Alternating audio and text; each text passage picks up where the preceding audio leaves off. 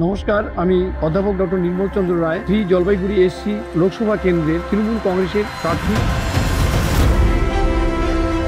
আপনাদের কাছে আমি তৃণমূল কংগ্রেসের হয়ে ভোটের জন্য আবেদন করছি। আপনারা জানেন, আগামী 19শে এপ্রিল আমাদের জলপাইগুড়িতে প্রথম পর্যায়ের ভোট শুরু হয়ে যাচ্ছে এবং সেদিনেই আমাদের এখানকার ভোটদাতারা ভোট প্রয়োগ করবেন।